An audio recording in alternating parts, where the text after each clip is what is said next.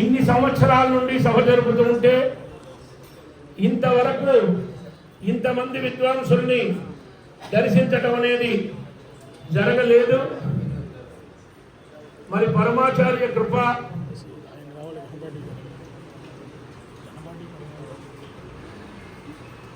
13 సంవత్సరాలు 2013లో ప్రారంభం చేశాం.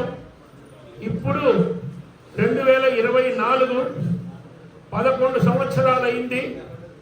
ఇందులోనే స్వర్ణోత్సవం, రజతోత్సవం కూడా జరుపుకోవడం జరిగింది. మా నాన్నగారి సమక్షంలోనే స్వర్ణోత్సవం, రజతోత్సవం కూడా జరిగింది. భగవద్ అనుగ్రహం తప్ప పెద్దల యొక్క ఆశీ ప్రభావం. ఇది సామాన్యమైన విషయం కాదు. స్వర్ణోత్సవాలు 2 సార్లు కూడా జరుపుకున్నాం. అట్లాగే రజతోత్సవాలు కూడా 2 సార్లు జరిపాం. మరి ఇప్పటి వరకు మన దెందుగూరి వెంకటేశ్వరయాజులు గారు అధ్యక్షులుగా ఉండి వారు ఎంతో ప్రార్థన చేస్తే ఈ రోజు ఇక్కడికి వచ్చారు.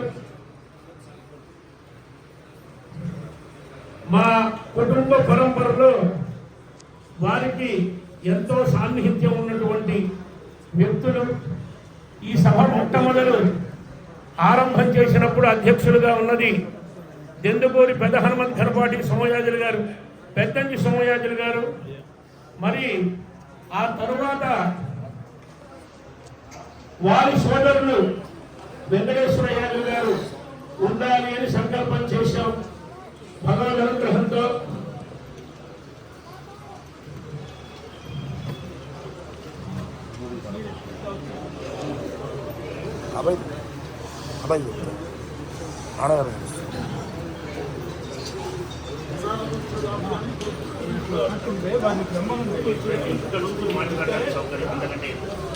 అట్లా వచ్చేసాయి.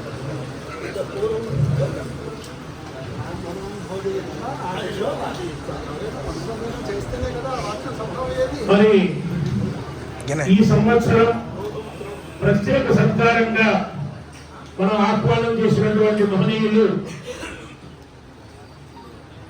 సీతారామచంద్ర ఘనపాటి గారు, శ్రీరామ ఘనపాటి గారు ఇద్దరు కూడా వచ్చి ఉన్నారు. ఇప్పుడు మనకు ప్రతి సంవత్సరం జరిగేటటువంటి కార్యక్రమాల్లో గద్య ఒకటి, వర్ణక్రమం ఒకటి, 2 అంశాలు కావాలి. మరి అంబడపూడి సుబ్రహ్మణ్య ఘనపాటి గారు ఇంకా కొంతమంది ఉన్నారు. అలాగే వర్ణక్రమానికి మా కన్నయ్య ఘనపాటి గారు ఉన్నారు, శ్రీరామ ఘనపాటి గారు ఉన్నారు. ఇంకా అనేక మంది ఉన్నట్టుగా అర్థమవుతూ ఉన్నది. ఈ సంవత్సరం కిందటి సంవత్సరం 5,000, 6,000 సత్కారం చేసినట్లుగా జ్ఞాపకం ఉన్నది. కిందటి సంవత్సరం దసరా తర్వాత కార్తీక శుద్ధ ఏకాదశి, ద్వాదశి గుంటూరు సంపత్ నగర్లో మేము లక్షవర్తి వ్రతం చేశాం. ఆ సందర్భంలో పండితుల్ని ఆహ్వానం చేస్తే కొంతమంది వచ్చారు. ఇంకా కొంతమంది ఏదో కార్యాంతరాల్లో ఉండి రాలేకపోయినారు. ఆ సందర్భంలో కూడా ఒక తులసి దళం పండితులకు ఇవ్వాలి అనేది ఒకటి. అన్ని కలిపి అలాగే మా పిల్లలు కొంతమంది ఘనపాఠులకి, కొంతమంది క్రమపాఠులకి ఏదో విశేష సత్కారాలు చేయాలి అని అనుకున్నారు. సరే, అలా కాకుండా ఈ సంవత్సరం ఘనపాఠులందరికీ కూడా 10,000 రూపాయల సత్కారం, అలాగే క్రమపాఠులందరికీ 8,000 రూపాయల సత్కారం, అలాగే చతుర్వేద పండితులు, ఆహితాజ్ఞులు, ఇంకా మిగిలినటువంటి జిల్లా పట్టాల వారికి 6,000 రూపాయల సత్కారం.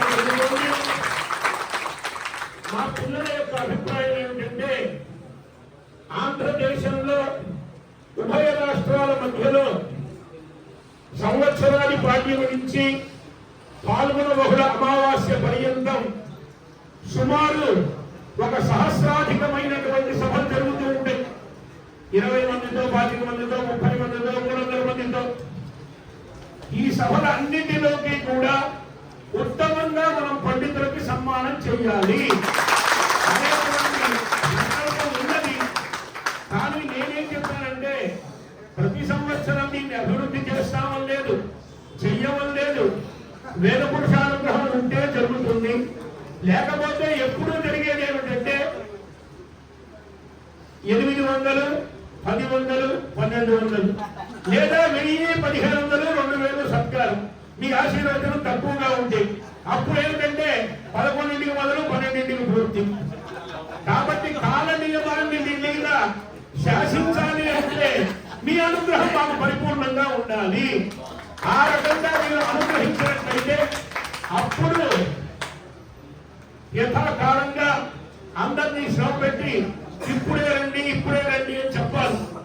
కానీ మా అధ్యక్షుడైన వెంకటేశ్వర రెడ్డి గారు 2 పూట్ల సభ చేయండి అని చెప్పారు. కానీ మధ్యాహ్నం నియమితమైనటువంటి సభ కొంతమందికి ఉన్నప్పుడు దాన్ని మనం వ్యతిరేకించడం అనేది ధర్మం కాదు అనే అభిప్రాయంలో ఇంకా కొంతమంది సూచనలు ఏమిటంటే నిన్న మధ్యాహ్నం పని లేదు, నిన్న మధ్యాహ్నం ఒక పూట, ఈ రోజు ప్రాతకాలం ఒక పూట పెట్టమని కూడా చెప్పారు. కానీ గ్రామాంతరం నుంచి వచ్చినటువంటి కాలంలో 2 రోజులంటే శ్రమ అయిపోతుంది. మా నాన్నగారి అభిప్రాయం ఏంటంటే అసలు ఒకసారి సభాని పండితులందరినీ పిలవాలి, వారందరూ వారి వారి స్వతంత్రమైన సంభాషణలు చేస్తూ ఉండాలి. 1 గంట, 1.5, 2 గంటలు అయిన తర్వాత అయ్యా ఏమిటి సభ ఉందా లేదా అని వాళ్ళు అడుగుతారు. అయ్యా ఇప్పుడు ప్రస్తుతం ఇప్పుడు లేదండి, మీరు పని కట్టుకొని భోజనం చేయండి అని చెప్పి భోజనం అయిన తర్వాత ఒక అనువాదం చెప్పించి వాటికి దాంబూలం ఇచ్చి పంపించాలి అని వారు ఎన్నోసార్లు నాతో చెప్తూ ఉండేవారు. శ్రమ పెట్టకూడదు, వైద్యుల్ని వారికి విశేషంగా పారితోషికం ఇవ్వాలి, ఇది పరిపూర్ణమైన సంకల్పం. అలాగే ఈ ఉభయ రామేశ్వరములు, ఉభయ రామచంద్రులు వారిద్దరికి కూడా ఇప్పటి వరకు మేము 11,000 రూపాయల సత్కారాలు చొప్పున క్రమపాఠంలో, ఘనపాఠంలో, విద్యారణ్య పండితుల్లో, ఆహితాగ్నుల్లో సుమారు 70-80 మందికి పైగా సన్మానం చేశాం. అలాగే భాగవత సుధానిధి అనేటువంటి యొక్క అభిప్రాయంతో భాగవత పండితులకి 25,000 రూపాయల పారితోషికం ఇచ్చాం. కానీ వేద ధర్మ ప్రచారం చేసినటువంటి యొక్క వ్యక్తులు మన ఆంధ్ర రాష్ట్రాల్లో వైదికులుగా ఉన్నటువంటి యొక్క పరంపరలో ఉన్న వ్యక్తులు ఒక పాఠశాల స్థాపించి ఇంతటి ఇక్కడ ఉన్న వారిలో రాజమండ్రి పాఠశాల అధ్యాపకులు కొంతమంది, వేదభవనం వారు కొంతమంది, ఇవాళ ఉన్నటువంటి యువకులు అని నాకున్నటువంటి సిద్ధాంతం. మరి అటువంటి మహనీయుల్ని సన్మానం చేయాలి అంటే వారికి సామాన్యత చేయటం కాదు అని ఒక్కొక్కరికి 1,00,000 రూపాయల సన్మానం చేస్తున్నారు. ఎందుకంటే వేద పురుషుడికి వారు చేసినటువంటి సేవ సామాన్యమైన విషయం కాదు, అనిర్వచనీయమైనటువంటి సేవ. పండితులు తయారవ్వాలి అంటే ఎంత శ్రమ పడితే, ఎంత పుణ్యం ఉంటే ఒక పండితుడు తయారవుతాడు అనేటువంటి విషయం వైదికులు అందరికీ తెలుసు. ఆ తయారయ్యే వాళ్ళు శూరులుగా, ధీరులుగా, మహాపండితులుగా తయారై లోకాన్ని అనుగ్రహించడం అంటే ఇది సామాన్యమైన విషయం కాదు. అటువంటి మహనీయులకు మనం గద్య వర్ణక్రమం అయిన తర్వాత సన్మానం చేసుకుందాం. గద్య చెప్పడానికి అనుకూలంగా కూర్చొని చెప్పండి. తర్వాత పండితులు కూడా ఆ లేచి నుంచి చెప్పే అలవాటు ఉంటే అలా చెప్పండి, అలా చెప్పండి. తర్వాత ఇలా సర్దుకుంటే పండితులు వారికి ఇక్కడ ఆసనం వేసి వారికి తగినట్లుగా సన్మానం చేస్తామని చెప్తున్నాం. ఇంకో మైక్ ఇవ్వండి.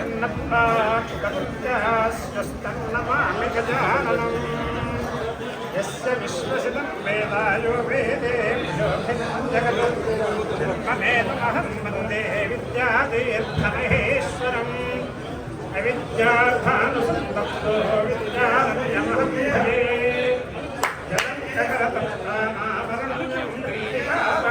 తలుపు వేయండి. సరే సరే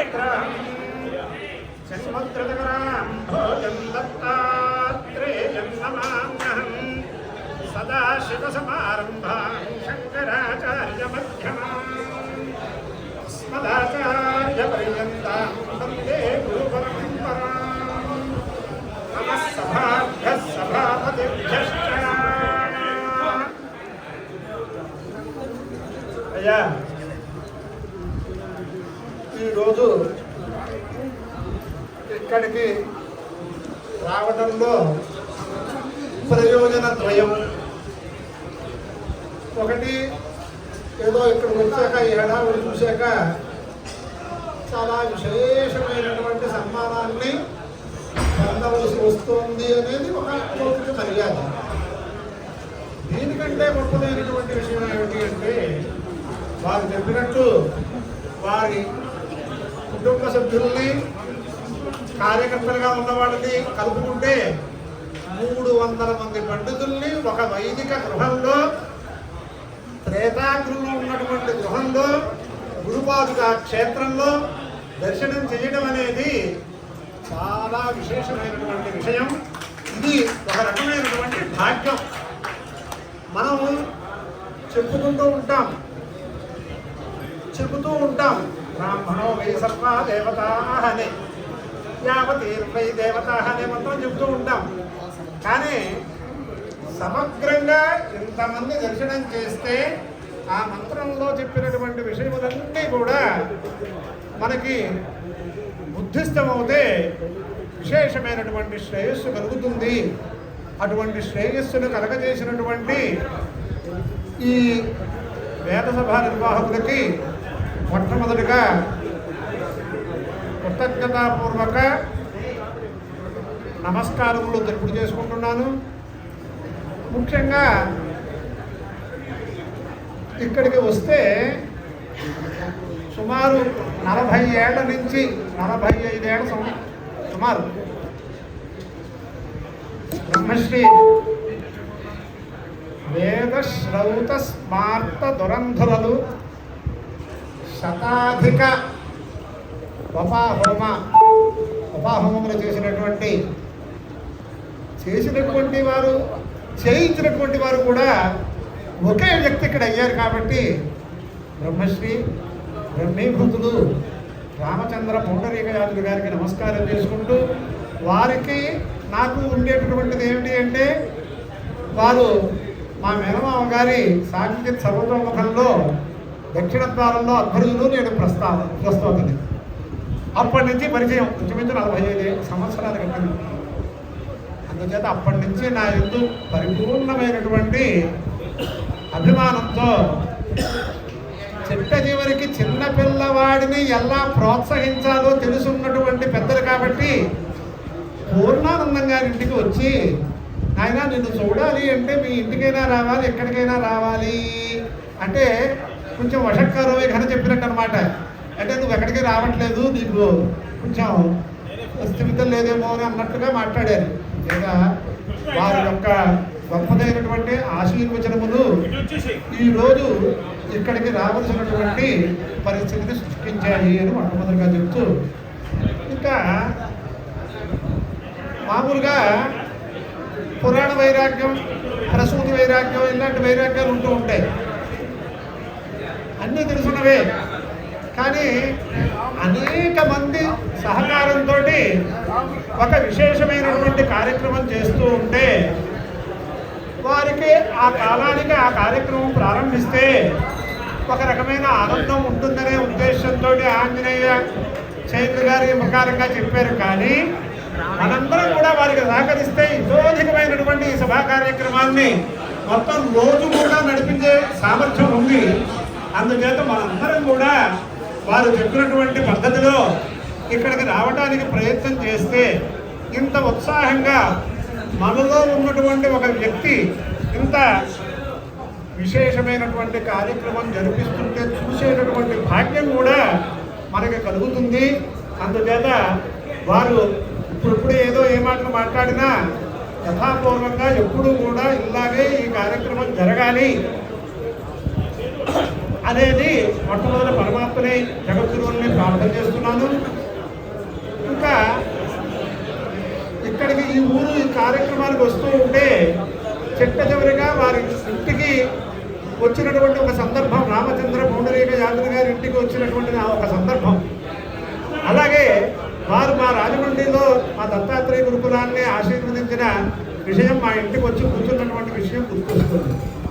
రూపమేవాస్యైతన్మహిమానం జాతిష్టే అనుభూతి పర్యంతం యజ్ఞయాగాది క్రతువులు నిర్వహించినటువంటి మహా గొప్ప అనుష్ఠాన పరులు అని చెప్పడానికి అతిశయోక్తి అనేది ఏమీ లేనటువంటి వ్యక్తి రామచంద్ర పౌండరీక యాదవ్ గారు. అదే అనుష్ఠానం వారి పుత్ర పౌత్ర ప్రపౌత్ర రూపంగా వేదులు ఎప్పుడూ కూడా విచ్ఛిన్నం లేకుండా ఉండాలి అని ఆ కుటుంబంలో ఆ ప్రకారంగా వేదులు ఎప్పుడూ ఉండాలి అని ప్రార్థన చేస్తున్నాను.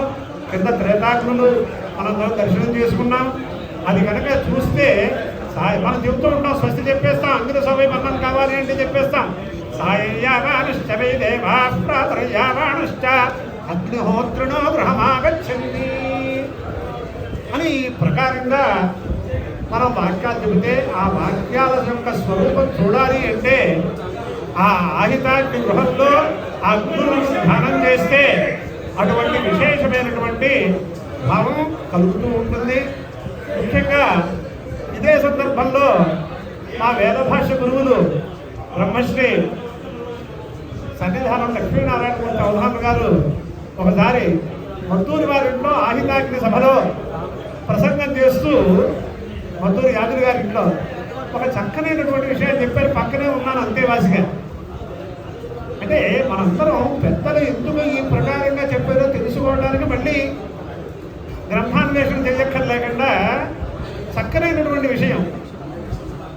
ఆంధ్రదేశంలో ఉండేటటువంటి ఒక ఆహితాగ్ని ఏదో వారి భార్య ఒప్పుకుందనో ధర్మపత్ని గారు సోమదేవి అమ్మగారు ఏదో మొత్తం మీద చిదంబరం క్షేత్రం వెళ్ళి నటరాజస్వామిని దర్శనం చేయాలి అని అనుకుని అక్కడికి వెళ్ళాక ఇదివరకు ఫోన్లు వ్యవహారాలు లేవు కాబట్టి అక్కడ ఉండేటటువంటి ఒక ఆయుధాగ్ని అడ్రస్ సంపాదించి ఆయన ఏం చేశారు అంటే మేము వస్తున్నాము అని చెప్తే తప్పకుండా రమ్మని వారు ఉత్తరం రాశారు, ప్రత్యుత్థానం చేశారు, వెళ్ళారు.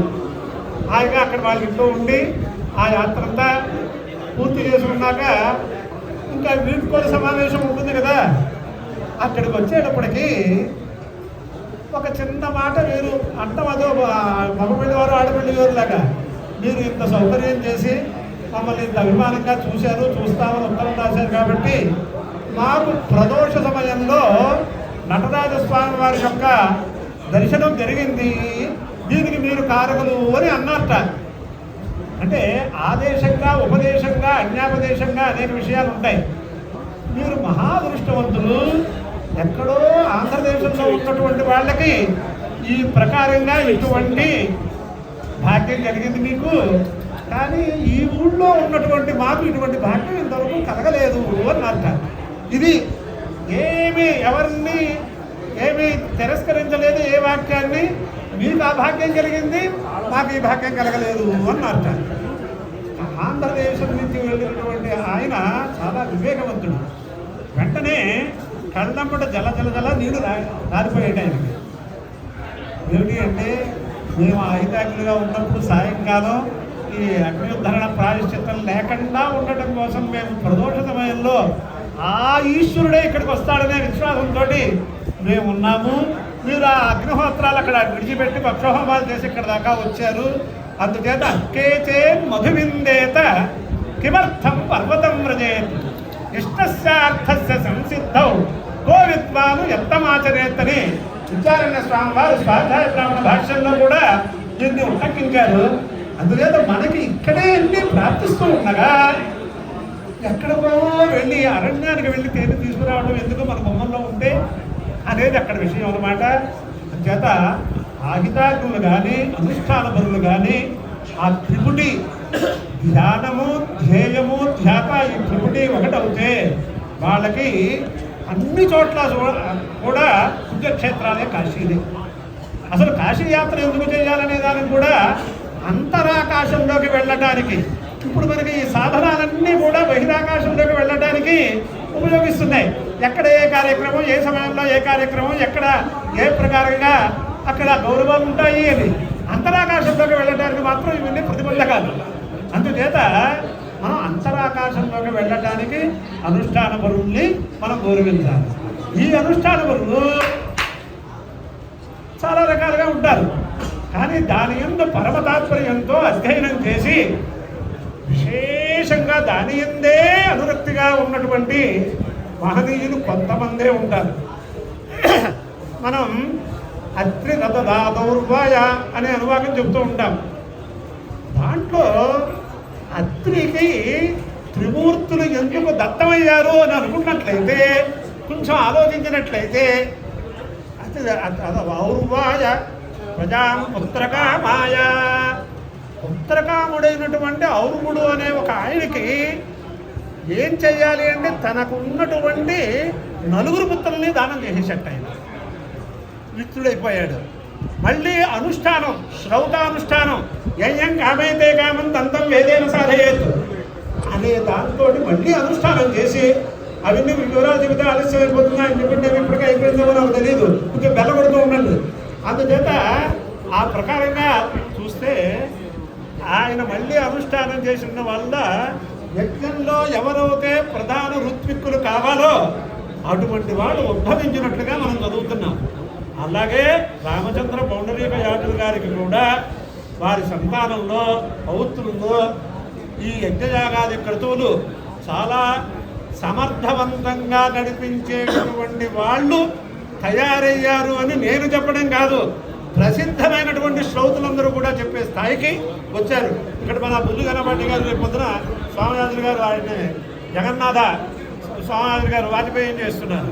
మరి ఇలా వీళ్ళందరూ ఉంటే ఇంకా మనం ఏమీ చూసుకోకర్లా. ఎలాగా శ్రోత ప్రయోగం కాదు, మనందరికీ కావలసినటువంటి వసతి సౌకర్యాల విషయంలో కూడా చూసుకోకర్లేదనేటటువంటి సామాన్యమైన ప్రజ్ఞ ఉన్న వాళ్ళకి ఇటువంటి స్థితి రాదు. అందుచేత పరమాత్మ అనుగ్రహం ఆ కుటుంబానికి ఎప్పుడూ ఉండాలి అనే విషయాన్ని నేను సభాముఖంగా భగవత్ ప్రార్థన ద్వారా ఇక్కడ పెద్దలందరి దగ్గర తథాస్తు అనమని నివేదిస్తూ, ఆయనకి పట్టినటువంటి భాగ్యం వాళ్ళ పిల్లవాడు వాళ్ళ తాతగారితో చెప్పేట రామచంద్ర పౌండరీక యాజుల గారితో కాశీలో నేను నివాసం ఉండాలి అని. ఇప్పుడు కాశీ క్షేత్రంలో మరి ఇవాళ మనం ఫోన్ కూడా చెయ్యక్కర్లేకుండా, మెసేజ్ పంపించక్కర్లేకుండా అక్కడికి వెళ్ళటానికి యోగ్యమైనటువంటి ఒక స్థలం ఉంది అంటే మన వాళ్ళ స్థలం. ఎందుకని వారు పూర్వం నుంచి ఇక్కడ చేస్తున్నటువంటి విషయాలు మనకు తెలుసున్నాయి కాబట్టి దక్షిణ దేశం నుంచి విశేషత ఆంధ్రదేశం నుంచి ఇలా వస్తున్నాము అని అనకుండా మనం ఎన్ని రోజులైనా సరే గంగా స్నానం చేస్తూ విశేష దర్శనం చేయడానికి యోగ్యమైనటువంటి స్థానం కూడా ఆ కాశీ విశ్వేశ్వరుడు. కొంతమంది ఉంటారు నాలాంటి బద్దగస్తులు, ఎవరైనా అక్కడ జాగ్రత్తగా చూసేవాళ్ళు ఉంటేనే, ప్రయత్నం చేస్తే, సౌకర్యం ఉంటే, విమానం ప్రయాణం సౌకర్యంగా ఉంటే వెళ్దాం అనుకున్న వాళ్ళకి కూడా ఉపకారం. ఈ ప్రకారంగా ఎందుకు వచ్చింది వీళ్ళకి అని నేను ఆలోచించాను. మా తాతగారు ఆయుధాకి సమ్రాట్ రెడ్డిచంద్ర వెంకటాచల యాజులు గారు మహానుభావుడు. ఆయన త్రిమూర్తుల్లాగా మేము చిన్నప్పుడు చూసుకునేవాళ్ళం ఇక్కడ. ఆయన బ్రహ్మశ్రీ అభినవాపుస్తకులు పరమ గురువులు లంక వెంకటరామశాస్త్ర స్వామి గణపాటి గారు, అలాగే మా పెద్దండ్రి గారు ఘనశిఖరం గుళ్ళపల్లి వెంకటనారాయణ గణపాటి గారు. వీరి యజ్ఞాల్లో ఆర్తుల్యం ఉన్నా లేకపోయినా వారు ఏమి సంకల్పం చేసినా ఆ త్రిమూర్తులు అక్కడ ఉండవలసిన పరిస్థితి అన్నమాట. అల్లా వాళ్ళ యొక్క యజ్ఞయాగాది కృతులన్నీ చేశారు కాబట్టి దాంట్లో విశేషించి మా మాతామహులు రెండుచెంతల యాజులు గారి పండితులందరినీ ఎటువంటి పరిస్థితుల్లో ఆ సమయంలో ఇటువంటి వ్యవహారాలు, ఇంతంత సభలు, వ్యవహారాలు, తిరుపతి దేవస్థానాలు ఇవి లేవు. కానీ దూరదేశం వెళ్ళి యాత్ర చెయ్యాలి అంటే ఎల్లాగా అనుకునేటటువంటి వాళ్ళందరినీ కూడా కాశీ రామేశ్వర యాత్ర ఆ సమయంలో చేయించినటువంటి పుణ్యం మీ తాతగారిది అని బ్రహ్మశ్రీ కందుకూరు కొండమోహన్ గారు ఎప్పుడు కనిపించినా చెప్పేవారు. వెళ్ళాలనుకుంటాం, అక్కడ సౌకర్యం లేదు, భాష లేదు అంటే ఇలా అల్లా వారందరినీ సేవించినందుకు అందులో రామచంద్ర పౌండరీక యాదవ్ గారికి వారి కుటుంబ సభ్యులకి మా తాతగారు అంటే రెండుచంద్ర యాదవ్ గారు అంటే విశేషమైన అభిమానం. ఆ అభిమానాన్ని పురస్కరించుకుని వారి దగ్గర మసిలినందుకు ఇప్పుడు మనందరికీ పుత్ర పౌత్ర ప్రపౌత్ర పరంపరతోటి ఎప్పుడు ఎక్కడికి వెళ్ళినా చాలా విశేషమైనటువంటి స్థానం ఉంది అని నేను భావన చేస్తూ అది సభలో చెబుతున్నాను. ఇంకొకటి ఏమిటి అంటే మహాక్షేత్రాల్లో ఆయన చాలా భాగవత రసికుడు కాబట్టి ఆ భాగవత రసికత్వం కూడా ఎందుకు వచ్చింది అంటే వారి చిన్నతనంలో మా పెనుతండ్రి గారైనటువంటి శ్రుత్యర్థ వాచస్పతి బ్రహ్మశ్రీ విష్ణుభట్ట సుబ్రహ్మణ్య సంరక్షణ గణపాటి గారు ఈ తెనాలి గ్రామంలో అనేక రకాలుగా అనేక విషయాలు వేదార్థమైనా సరే, రామాయణమైనా సరే, భాగవతమైనా సరే, భారతమైనా సరే అన్నిటిల్లోనూ కూడా విశేషమైనటువంటి వక్తృత్వం ఉన్నటువంటి మహనీయులు కాబట్టి వారి గురువులు బ్రహ్మశ్రీ మా గురువులు రాణి నృసింహశాస్త్రి గారిని ఇంట్లో కూడా పెట్టుకుని విన్నారు కాబట్టి ఆయన భాగవత రసికులయ్యారు కాబట్టి అందుచేత మహాక్షేత్రాల్లో ఏర్పాటు చేసి మహా పౌరాణికులను తీసుకెళ్లి సప్తాహాలు చేయించేటటువంటి స్థితి అందరికీ ఇంతమందికి జరగదు. అందులో మా బావగారు 2 సార్లు పుష్కరాల్లో వారు ఉన్నారు కాబట్టి నేను వెళ్ళిపోతున్నాను అని బద్దకించి మానేసేవాళ్ళు కూడా ఆంజనేయులు గారు అక్కడ ఉన్నారు, వెళ్ళిపోతే మన కార్యక్రమాలు జరిగిపోతాయి. అటువంటి స్థితి ఎందుకు వచ్చింది అంటే ఆ యజ్ఞేశ్వరుడు చాలా విశేషంగా వారిని అనుగ్రహిస్తున్నాడని చెప్పడానికి నేను ఈ మాటలు చెబుతూ నా టైం అయిపోయిందా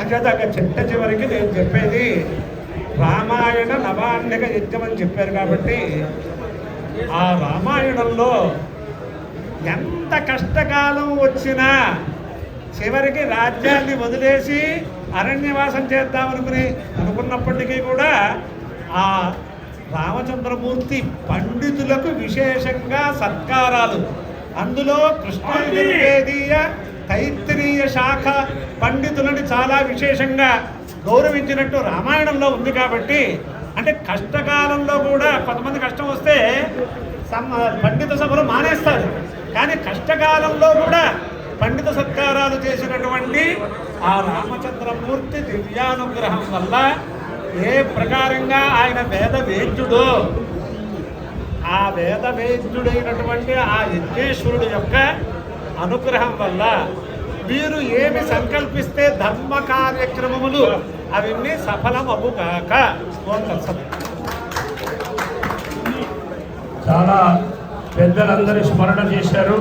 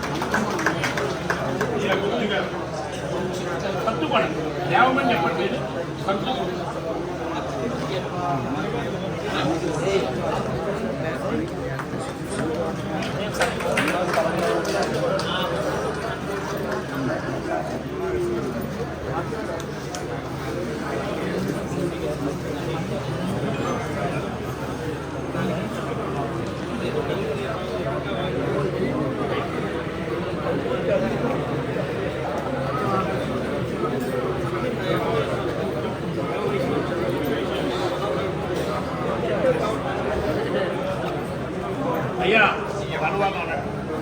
అయ్యా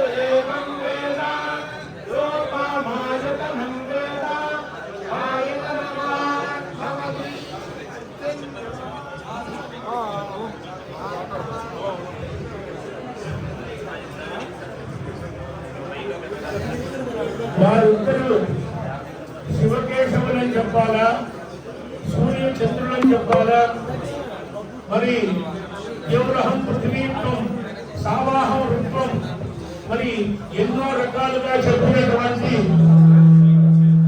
విశేషమైనటువంటి గుణాలు కలిగినటువంటి మహనీయులు.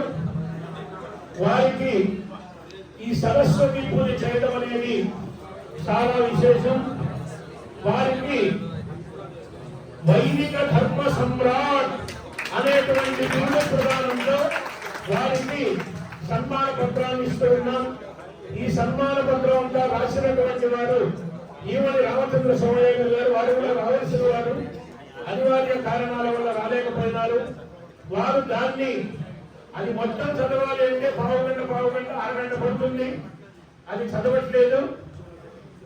వారు ఒక 6 నిమిషాలు వాయిస్ రికార్డు పంపించారు. దాన్ని ఒక్కసారి అందరికీ వినిపిస్తాం.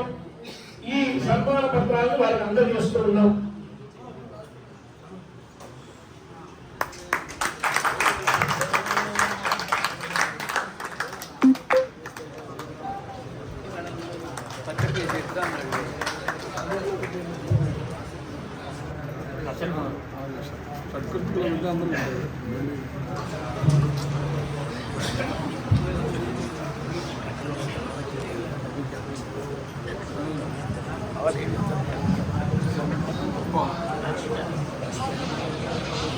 సదాయే నమః.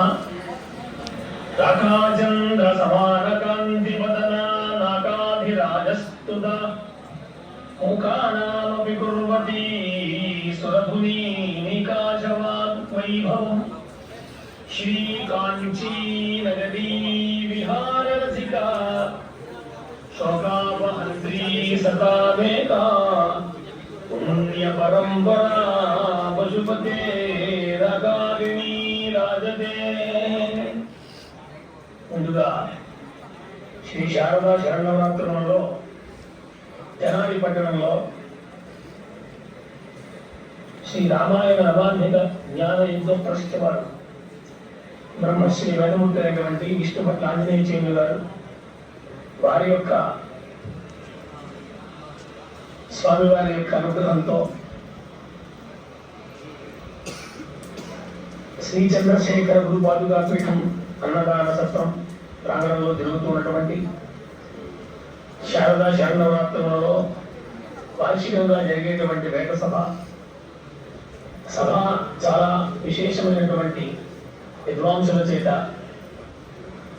అలంకృతమై ఉన్నది. ఈనాటి విశేషం, ఈ సంవత్సరం మాన్యులైనటువంటి కులపతులైనటువంటి బ్రహ్మశ్రీ వేదమూర్తులు ఉళ్ళపల్లి సీతారామచంద్ర కనపాటి గారు, అలాగే బ్రహ్మశ్రీ వి శ్రీరామ కనపాటి గారు, ఈ పండితులిద్దరికీ కూడా విశేషమైనటువంటి సన్మానం చేస్తూ ఉన్నారు. ఇద్దరు రాములు ఇక్కడ మనకి సభలో ప్రత్యక్షమయ్యారు. రామశబ్దం చెప్పుకున్నప్పుడు రామ రామో రామాహ అన్నప్పుడు రామో అని ఇద్దరు రాములు అని చెప్తారు. ఇదిగో ఇక్కడ మనం వేదిక మీద ఒకరు శ్రీరాములు, ఒకరు సీతారాములు, శ్రీయుక్తులై ఇద్దరు కూడా ప్రకాశిస్తున్నారు. శక్తిమంతులై యుక్తిగా వైదిక లోకాలంతని కూడా వశం చేసుకున్నటువంటి మహనీయులు కూడా కులపతులై ఉన్నారు. ఇద్దరి యొక్క ధ్యేయం ఒకటే, వేదాన్ని ప్రపంచానికి పంచాలి, ఛాత్రగణాన్ని అనుగ్రహించాలి, వేద ధర్మాన్ని అవలంబింప చేయాలి అనేది వీరిద్దరి యొక్క ధ్యేయం. తండ్రులు చాలా గొప్ప మహానుభావులు. అందులో చెప్పబోయేటువంటి సమ్మాన పత్రంలో ఒకటి వారిది, ఒకటి వీరిది. నా నోట ఈ మాట పడతాది అని కోరుకుంటూ, సోమకళా కళాకలికి సుందర సుందర వేదవర్తిని ప్రావిన వేక్కతో స్వర విలాసములం నిరతంబు పుల్చి ఆ భూమమయైక రూపుని అమోఘ వివేకిని ఉళ్ళపల్లి ఈ రాముడు ఆంజనేయ పదరాగముదాల్చి శంభుగాంచగా. అద్భుతమైనటువంటి వచస్సు చేత వేదము, వేదార్థము ఇత్యాది వేదములకు కావలసినటువంటి సమస్తమైనటువంటి విద్యలో అభ్యసించి ఒకానొకప్పుడు హనుమంతుడు శ్రీరాముని గురించి ధన్యుడయ్యారు. ఇక్కడ ఈ రాముడు ఆంజనేయ పదరాగము దాల్చి, తండ్రి గారు ఆంజనేయ కనపాటి గారు, కుమారుడు రాముడు. అంటే హనుమంతుడు తండ్రి అయ్యి రాముడు తనయుడైతే ఎలా ఉంటుంది అన్నప్పుడు, ఇక్కడ ఈ రాముడు ఆంజనేయ పదరాగము దాల్చి, అలాగే ఆంజనేయ కనపాటి గారి యొక్క కుమారుడు కాబట్టి ఈయన అటువంటి తండ్రి గారి యొక్క పదరాగము, వారి పాదపాంసవ అంటారు కదా, వారి పాదపద్మములను సేవించి గురుస్థానంలో అనేక విద్యలు అభ్యసించి విద్యల యొక్క మర్మములను తెలుసుకొని తరువాత ఈ వైదిక లోకాన్ని కూడా ఆనందింప చేస్తున్నటువంటి మహానుభావం. అలాగనే వైదిక ధర్మ సమ్రాట్ అనేటువంటి శబ్దానికి వీళ్ళిద్దరూ కూడా అన్వయులై ఈనాడు అటు బిరుదులను పొందబోతున్నటువంటి స్థితిలో వి శ్రీరామ కనపాటి గారు భాగ్యనగరంలో తండ్రి గారి చేత సంస్థాపింపబడినటువంటి వేదభవనం, అక్కడ కూడా వందల కొలది ఛాత్రగణం విద్యావంతులై అనేక చోట్ల గొప్ప గొప్ప పండితులుగా ప్రకాశిస్తున్నటువంటి స్థితి. అందులోనే కులపతులు ఉన్నాం. ఆ కులపతులు అంటే కనీసం 10,000 మంది విద్యార్థులకు గురువుగా పీఠాలంకృతమైనటువంటి వారి కులపతులు అంటారు అని కాళిదాసు గారు చెప్తారు. ఆ విధంగా ఇక్కడ ఈ సభలో విశేషమైనటువంటి సన్మానం పొందుతున్నటువంటి రెండవ వారు వి శ్రీరామ కనపాటి గారు. శ్రీ వేద ప్రథితానురాగ విభవం వేదాంత విద్యారతం సాహిత్యామృతపానమత్త మధురం మాధుర్య వాక్యాంచితం నవ్యానవ్య విశిష్ట శిష్టపథికం విజ్ఞాని సమ్మానితం వెంకటరామతనూజమానియమనిషం శ్రీరామేకం భజే. వెంకటరామ కనపాటి గారి యొక్క కుమారుడు శ్రీరాముడు. ఈయన యొక్క ధ్యేయం కూడా వేదాన్ని పోషించాలి, ఉద్ధరించాలి, అందరికీ అందించాలి అనేటువంటి వేదమే కాకుండా వేదార్థము, అలాగనే భారత భాగవత రామాయణ గ్రంథాలు కూడా వాచోవిధేయంగా పారాయణము ప్రవచనము చేయనటువంటి సామర్థ్యం కలిగినటువంటి వారు. అలాంటి వీరిలోకి కూడా ఈనాడు శారదా స్వరూపంగా భావించి విష్ణుభట్ ఆంజనేయ చేయులుగా ఈ సభా బ్రహ్మసభ మధ్యలో వైదిక ధర్మ సమ్రాట్ అనేటువంటి బిరుదుల చేత వారిద్దరినీ కూడా సత్కరించబడినటువంటి వారందరికీ కూడా సంతోషంగా నమస్కారములతో ఈ వారి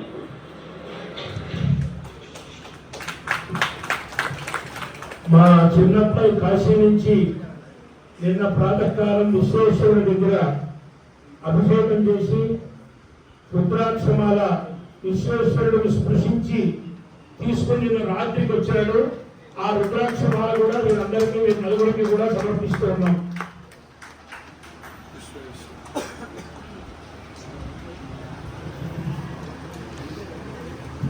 సీతారామచంద్ర గణపతి గారికి ఇందాకే మాట్లాడమన్నాం.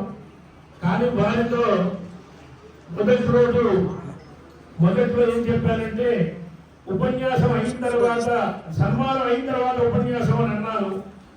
ఆ విషయాన్ని వారు దృష్టిలో పెట్టుకుని ఇందాక మాట్లాడే దాంట్లో అవశిష్టాన్ని అట్టి పెట్టాను అన్నారు. 1 నిమిషం మాట్లాడతారు వారు.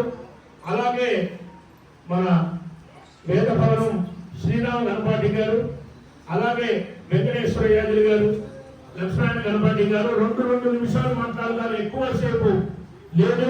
మీ అందరినీ సకాలంలో మధ్యాహ్నం టయానికి వెళ్ళవలసినటువంటి సభకి పంపిస్తాము. అలాగే ఆ సభ అయిన తర్వాత రాత్రికి వేమూరి విజయభాస్కర్ గారి ఇంట్లో యథాతథంగా ఘనపాఠులకు, విద్యురాయి నాయకులకు, వేదాంత పండితులకు సభ ఉన్నది. అందరూ రావచ్చు. అలాగే ఈ సభలో గణపవరపు అంబేద్కర్ శాస్త్రి గారి సభ జనాల్లో జరిగేది. వారిని ఈ సంవత్సరం 100వ జయంతి ఉత్సవం ఇక్కడే జరిగింది. వారి కుమారులు వచ్చున్నారు. వారందరికీ కూడా తలా 200 రూపాయలు వారి తల్లిదండ్రుల పేరుతో సత్కారం చేస్తారు. అది స్వీకరించండి. అలాగే నిన్నటి రోజున తోటకొచ్చి రామకృష్ణ శర్మ గారికి తాలూకు హై స్కూల్ దగ్గర కొంతమంది ఘనపాఠాలు రాలేదు. వారందరూ కూడా ఈరోజు భాగవతుల వారి సభ అయిన తర్వాత అక్కడికి వచ్చినట్లయితే అక్కడ పూర్తి చేసుకుని మిగిలినటువంటి వారు విజయభాస్కర్ గారికి రావచ్చు అని చెప్పి తెలియజేస్తున్నాం. అలాగే ఈ సంవత్సరం మరి ఈ శారదాదేవి శరన్నవరాత్ర యాగోత్సవాల యొక్క బడ్జెట్ మొత్తం అంతా కూడా 13 కోటి దేవతా స్వరూపంగా ఉంది. 33 లక్షల రూపాయలు ఈ సంవత్సరం చేయమని చెప్పి తెలియజేస్తూ ఉన్నాం. మరి కిందటి సంవత్సరం హరిద్వార్లో గంగా పుష్కరాలు చేశాం. మొన్న వెళ్ళిన సంవత్సరం ఓంకారంలో నర్మదా నదీ పుష్కరాలు, రేపు రాబోయేటువంటి సంవత్సరంలో సరస్వతి పుష్కరాలు బదరీలో కూడా జరపాలి అని ఉన్నది సంకల్పం. మీ అనుగ్రహం ఉంటే, మీ యొక్క విభూతి మా మీద ప్రసరించినట్లయితే ఈ పనులన్నీ జరుగుతాయి. అలాగే తొందరలో మా దౌహిత్రి వివాహం కూడా కావాలి. అలాగే మా పౌత్రి వివాహం కావాలి. అలాగే మా సోదరులు సంకల్పించినటువంటి వాటిపై యాగం నిర్విఘ్నంగా పూర్తి కావాలి. అలాగే మా పౌత్రుడి ఉపనయనం కావాలి. 10 సంవత్సరం దసరాలోగా జరగవలసిన విషయాలన్నీ మీ దగ్గర అప్లికేషన్లో పెడుతున్నాం. మరి మా చిన్న పిల్లవాడికి సత్సంతానం కలిగేటట్లు ఆశీర్వాదం చేయండి. ఇది కాకుండా అనేకమైనటువంటి మా సోదర పుత్రుడు భీమశంకర శర్మ, అతనికి కూడా తొందరలో వివాహం కావాలి, మీ అందరూ ఆశీర్వచనంతో చెప్పి అది ఒక ప్రార్థన. అలాగే ఇక్కడి నుంచి మా పిల్లవాడు ఈరోజు రాత్రికి కాశీ వెళ్తున్నాడు. మహానవమి రోజున అక్కడ కూడా చతుర్వేద పండిత సభ వాడు నిర్వహిస్తారని నేను దానికి వెళ్ళట్లేదు. ఆ విషయం చెప్తున్నాం. మొన్న 3 మాసాల క్రితమే కాశీలో 2 సహస్ర చండీ యాగాలు, ఒక అతిరుద్ర యాగం 12 రోజుల పాటు మహావైభవంగా చేయడం జరిగింది. అలాగే బృందావనంలో భాగవత సప్తాహాలు కిందటి సంవత్సరం దసరా సభ అయిన తర్వాత ఇప్పటికి 2 చేసి వచ్చాం. మళ్ళీ రాబోయేటువంటి కాలంలో నైమిషారణ్యంలో కూడా భాగవత సప్తాహం చేయాలి అని సంకల్పం ఉన్నది. అన్ని కార్యక్రమాలు నిర్విఘ్నంగా జరగాలి అంటే మీ కృప ఉండాలి. మనం ప్రతి సంవత్సరం వార్షికంగా జరిపేటటువంటి అన్ని కార్యాలకి మూలం పరమాచార్య స్వామి వారి ఆరాధనోత్సవాలు. అవి మార్గశిర బహుళ ద్వాదశి ప్రయుక్తంగా మాగంటి సుబ్రహ్మణ్యం గారి యొక్క అనుగ్రహంతో విజయవాడ లబ్బిపేటలో ప్రారంభించాం. వారు ఒకటే చెప్పారు, మీరు ఎన్ని సంవత్సరాలు ఈ ఆరాధనోత్సవాలు చేసినా ఇక్కడే లబ్బిపేటలో చెయ్యండి అని చెప్పారు. ఇప్పటికి ప్రారంభించి 6 సంవత్సరాలు అయింది. ఆ కార్యక్రమాలు కూడా చాలా దిగ్విజయంగా జరుగుతున్నాయి. అలాగే జరగాలి అని చెప్పి మీరందరూ ఆశీర్వాదం చేయవలసిందిగా ప్రార్థన. కాశీలో జరిగినటువంటి అతిరుద్ర సహస్ర చండీ యాగాల్లో రుద్రిక్కులందరికీ 150 మందికి కూడా 2 గ్లాసులు ఇవ్వడం జరిగింది. అన్నిటికీ భగవద్ అనుగ్రహం వేద పురుషుల యొక్క ఆశీ ప్రభావమే అని సభాముఖంగా చెప్పుకుంటూ ఉన్నాం. ఈ ఆశీ ప్రభావం వల్ల అనేక మంది సహాయ సహకారాలు అందించడం, ప్రత్యక్షంగా ఉండేవారు, పరోక్షంగా ఉండేవారు. మరి వీటన్నిటికీ కారణం ఏమిటంటే మీ ఆశీ ప్రభావం. మీ ఆశీ ప్రభావం బాగా ఉంటే పై సంవత్సరానికి అయ్యా 7:30-8 రండి అని చెబుతాం. అట్లా కాకపోతే 10:30-11 మేము అనుష్ఠానాలు చేసుకుని చండీ పారాయణ, మహావిద్య పారాయణ, వనదుర్గ పారాయణలు అన్నీ చేసుకుని అయ్యా 11 వస్తే సభ ప్రారంభం చేస్తామని కూడా చెబుతాం. కాబట్టి ఆ అన్ని రకాల శక్తులు మీ దగ్గర ఉన్నాయి. మీ దగ్గర శక్తిని మా మీదకి ప్రసరింప చేస్తే ఏదైనా జరుగుతుంది తప్ప మానవ ప్రయత్నంతో జరిగేది ఏదీ లేదు అనే విషయాన్ని చెబుతూ ఉన్నాము. అలాగే నాకు చాలా సంవత్సరాల నుండి ఒక అభిప్రాయం ఉన్నది. కాశీలో కూడా ఒక విలువైనటువంటి వైదికులు ఉండటానికి ఒక స్థానం, ఒక భవనాన్ని నిర్మాణం చేయాలి అని సంకల్పం ఉన్నది. ఎందుకంటే ఏ వైదికులు వచ్చినా, ఎన్ని రోజులు ఉన్నా అందులో ఫ్రీగా వసతి సౌకర్యాలు ఏర్పాటు చేసి ఉండాలి. అది కూడా ఒక సంకల్పం ఉన్నది. ఎప్పుడు ఆ పరమాచార్య వారు అనుగ్రహిస్తారో తెలియదు. గురు భవనం అనే పేరుతో అక్కడ నిర్మాణం చేయాలి అని సంకల్పం ఉన్నది. రామచంద్ర గణపతి గారు మాట్లాడుతారు.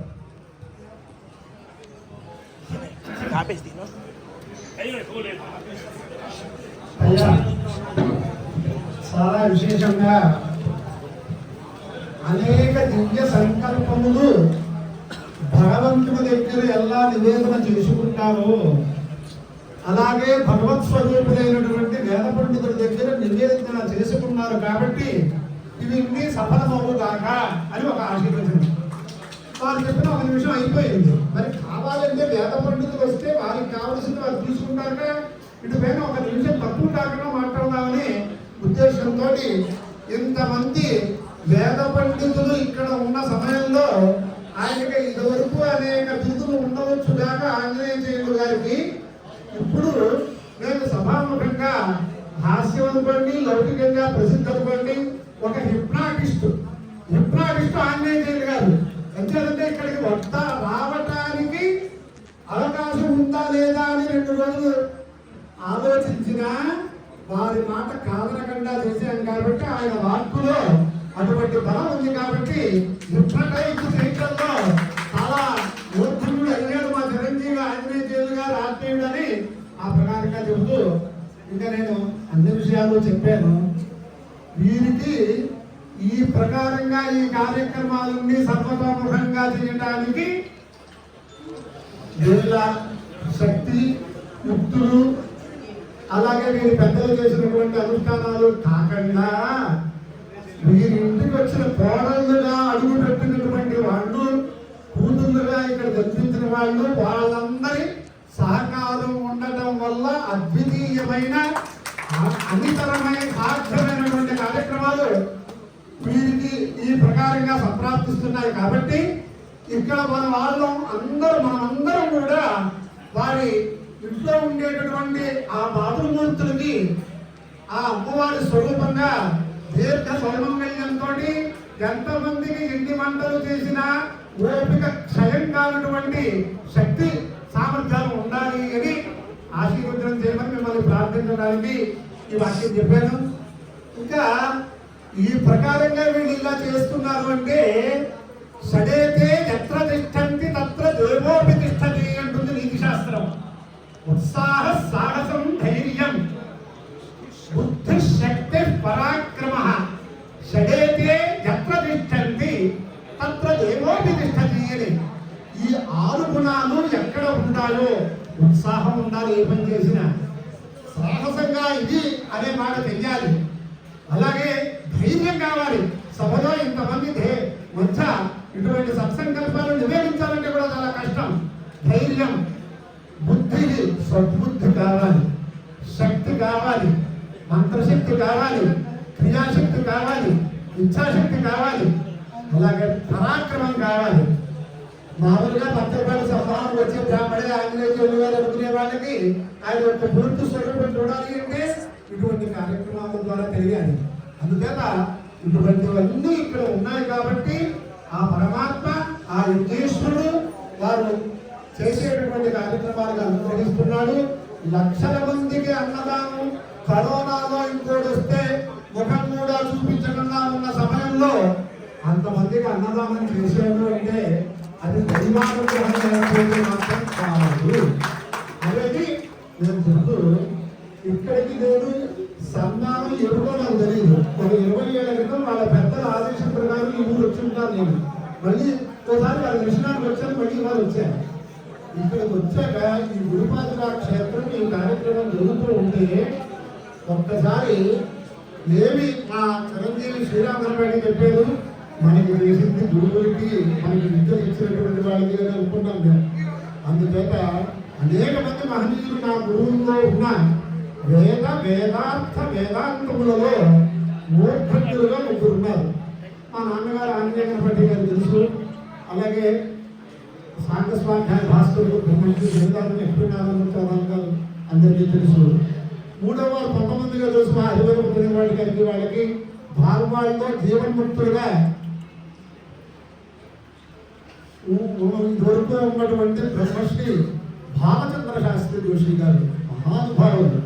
వారి గురించి చెప్పాలి అంటే ఇవాళ జాగ్రత్త చేయొచ్చు.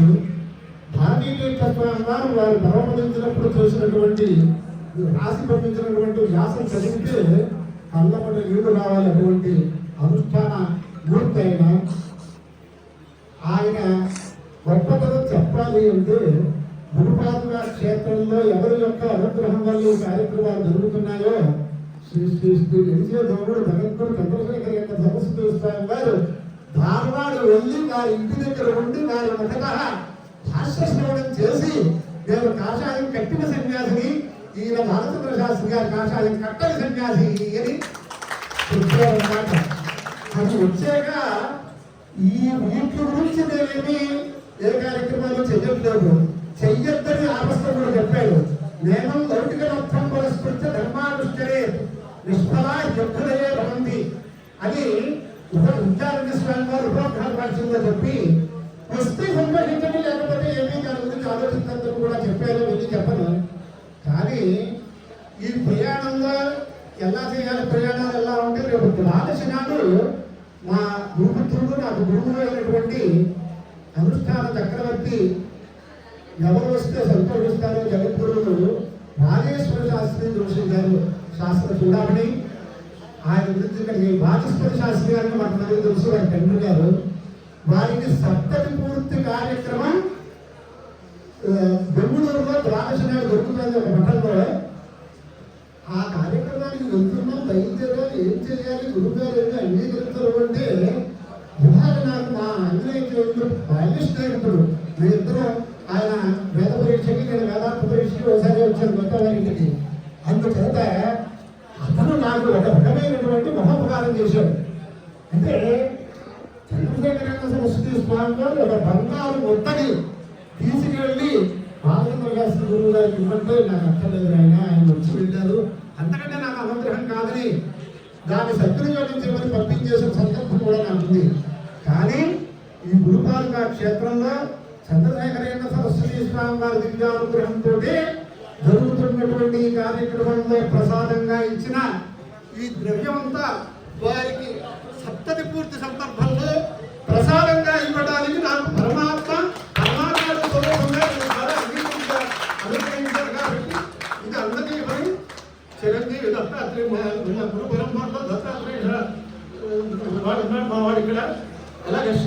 ఉన్నాడు. వీళ్ళిద్దరూ ఆయన అందజేయాలి. ఈ పాత్రతో సహా ఇది గురు పాదుగా ప్రసాదంగా వారికి చెప్పి నేను ఇస్తాను మనం చేస్తూ అటువంటి యోగ్యమైనటువంటి స్థితి నాకు రావడానికి కారకులుగా చిరంజీవి ఆంజనేయులు గారు, అంటే ఆయన సమ్రాట్ అవ్వచ్చు, ఇంకోటి అవ్వచ్చు, నాకు చిరంజీవి పాండ్యదేవులు కాబట్టి వారికి సంకృష్ణేశ్వరులు కలగజేస్తూ వారు చెప్పిన దానికంటే అతిక్రమించి నేను తీసుకున్న కాలానికి మిమ్మల్ని అందరినీ క్షమించవలసిందిగా తెలుగులో ఏం కట్టమని అడగం. 5 సంవత్సరాలు అమలు కోరుతాం.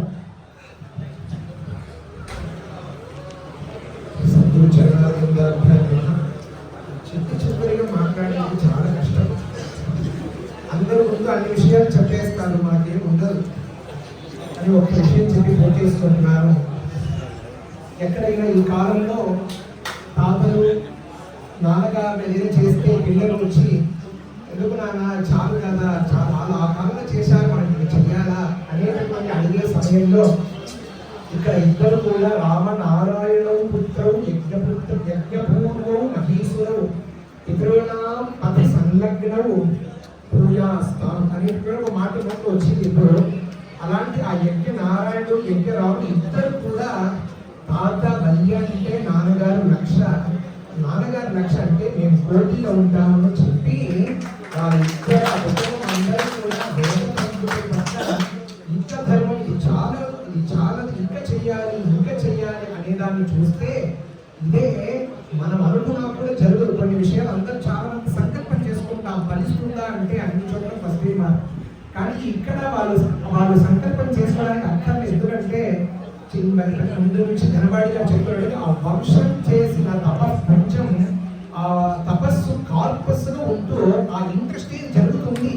ఇన్కేస్ ఆయన యొక్క కార్పస్ ప్రధానమైనటువంటి ఆ కార్పస్ కింద వచ్చేస్తే అది ఎలా ఉంటుందో అని చెప్పలేము. అలాంటి ఒక గొప్ప పుత్రుడు వాళ్ళిద్దరిని ఒక్కసారి ప్రశంసించాలి. అంటే ప్రశంసాలు కాదు, మనందరి యొక్క ఆశీర్వాదం పిల్లలకి ఇద్దరికి ఉంటూ ఇంతకుముందు ఆయన ఏమేమి ప్రార్థన చేశారో అదన్నీ కూడా ఆయనకి సఫలించాలని చెప్పి ఈ సభలో ఒకవైపు గుళ్ళపల్లి, ఒకవైపు దొద్దుకూరి, ఒకవైపు విష్ణుపట్ల మధ్యలో నేను కూడా కూర్చున్నానంటే అది నా భాగ్యంగా నేను భావించుకుంటున్నాను. ఇక్కడ నా మీద పైన ఒక్కొక్క పుష్పము అన్నీ కూడా ఎవరికి సొంతం అంటే మా నాన్నగారు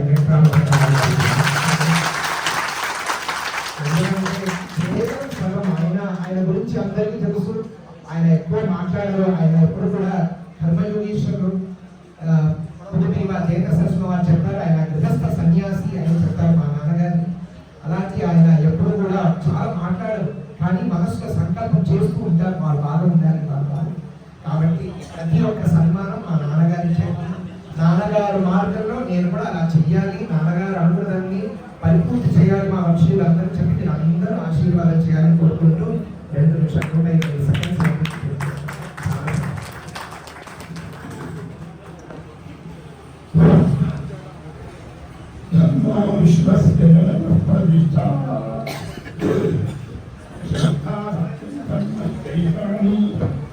ఇక్కడ ఈ సభ సాధారణంగా వేదంతో వేద సభ. వేద శబ్దానికి బ్రహ్మని బ్రహ్మ సభ దాదాపు రోజుని ఒక దుఃఖం పూజ చేస్తే 340 అటువంటి 340 కానీ వారి రోజులు అంటే సహస్రానికి రావడం. కాబట్టి ఇంత ఏమిటంటే కీర్తిశేషులు మా బావ మా నాయనమ్మ గారు వాళ్ళ శిష్యులతోటి వారి శక్తి ధారపోతారు ఈ కుటుంబాన్ని. దానిపోయి ఆంజనేయ గారు కుటుంబం అందులో వాళ్ళు ప్రభుత్వ పరంపర అందులో సత్యం అన్ని మా మహామీయులు శ్రద్ధాసత్య ధర్మం కుటుంబంలో తప్పకుండా జరుగుతుంటారు. ఇంకోటి ఏంటంటే మా అమ్మలు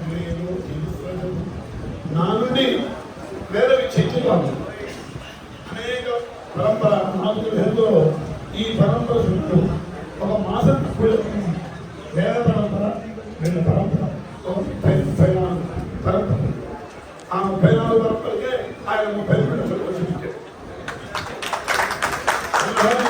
కాబట్టి ఇది చాలా గొప్ప విషయం. ఎందుకంటే ఎక్కువ మాట్లాడుతుంటే అందరికీ భోజనాలు యజమాని కూడా ఆపేసి యజమాని ఆపే మనుషులు సంవత్సరం నుంచి 8 సభలు నాడు కాలంలో కన్యామంటాం ఆ తర్వాత సభ మొదలు అన్నాడు కాబట్టి 5 సంవత్సరాలు సభ 5 సంవత్సరాలు 8 సభ ఉందా 20 మంది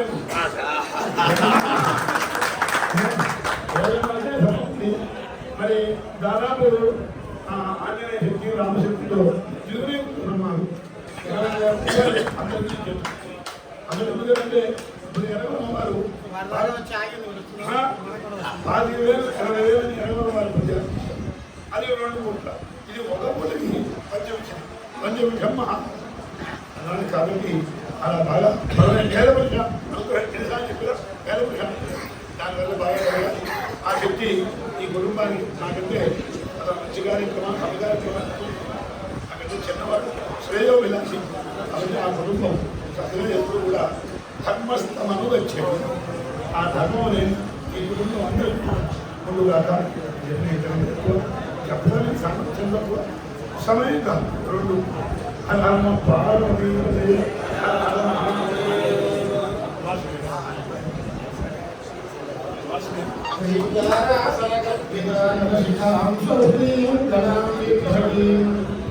సౌవర్ణాం కర్ధారిణీం వసుధాదౌరాం జనేంద్రోజ్వలాం వందే పుస్తకపాశమంకుశధరాం శ్రీభూషితాముజ్వలాం త్వాం గౌరీం దివ్యాం పరాత్పరకలాం శ్రీప్రసంచారిణీం గణ్యంతే పాంసమో భూమేః గణ్యంతే దృష్టిబిందవః నగణ్యంతే విధాత్రాపి వేద సంస్థాపనే ఫలం అని ఒక గొప్ప శ్లోకం. భూమి మీదకి యురోపం నుండి పడేటటువంటి దృష్టి బిందువులు లెక్క పెట్టవచ్చు. అట్లాగే భూమిలో ఉన్నటువంటి ఇసుక రేణులు లెక్క పెట్టవచ్చు. కానీ ఇవన్నీ కూడా మనలాంటి సామాన్యులు. కానీ చతుర్ముఖుడైనటువంటి బ్రహ్మచేత కూడా వేద సంస్థాపనం వల్ల వచ్చేటటువంటి ఫలము లెక్క పెట్టలేట. అంత కష్టం. అటువంటి మహనీయులుకి ఇవాళ చక్కగా సన్మానం జరిగింది. చాలా గొప్ప దృశ్యం ఇవాళ మనందరం కూడా చూసాం. అటువంటి స్థితి మనందరికి కూడా రావాలి అంటే అటువంటి విద్యార్థుల్ని మనం తయారు చేయాలి. అటువంటి స్థితి మనకి వారి యొక్క దగ్గరే అనుగుణంగా మనకి లభించాలి. అట్లాగే సభ దగ్గరికి వస్తే ఈ సభ అనతి కాలంలోనే చాలా తక్కువ కాలంలో ప్రారంభమైన దీనికి ముందు అనేక వందల సంవత్సరాల నుండి జరుగుతున్న సభలు ఉన్నాయి. కానీ ఇది అప్పుడే 2వ దసరాలో జరిగేటటువంటి పెద్ద సభలో 2వ సభలో చేరిపోయింది. ఇక్కడ అన్ని ప్రాంతాల వారికి సభ ఉంది. ఇంకొక విషయం ఆ రకంగా చూసుకుంటే ఇదే మొదటి సభ. ఎందుకంటే ఇక్కడ అందరికీ కూడా సత్కారం ఉంది మనకి కనిపిస్తుంది. ఈ హాల్ కూడా చాలట్లేదు. కాబట్టి ఇది ఇంకా వృద్ధి చెందాలని కోరుకుంటున్నాం. దీనందరికీ కారణం ఏంటంటే మనకి ఒక్కటి తోస్తోంది.